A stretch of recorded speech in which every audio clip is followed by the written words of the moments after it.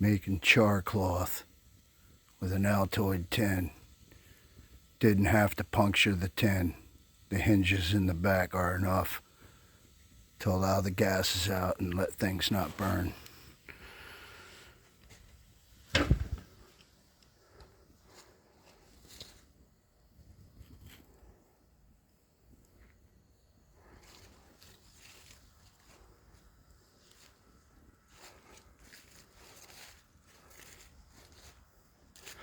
This whole thing stayed together without even needing to use the bank line.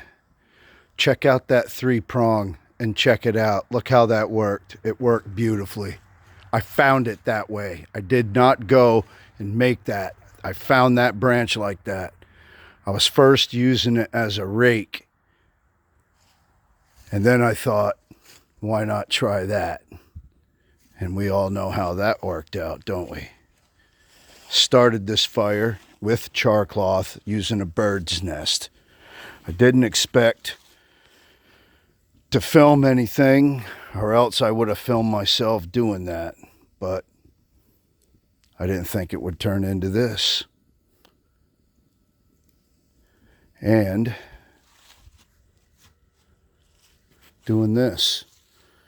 There's some Russian components in there, a couple of stuff left over from a French MRE, few things I added, like for instance, I'm gonna try and make these Idahoan roasted garlic potatoes with jalapeno gravy.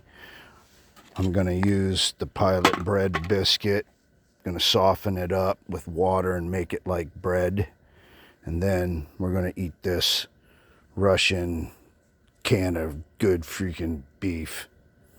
And then I'll get back to you and let you know how this all turned out. Some roasted almonds from a American MRE. Not too bad. That's from a Russian MRE. Of course, peanut butter from American. These crackers here are from a French. Got a Russian MRE candy bar. I'm gonna make some tea with that.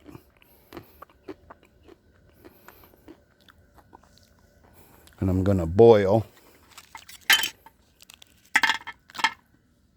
those two candies in the tea as my sweetener, because you can do that. That's why they're called boiled sweets. Well, all right. I was just carrying everything in the humanitarian ration bag. Just trying to find an excuse to get rid of some old MRE stuff here. I'm back to the fire.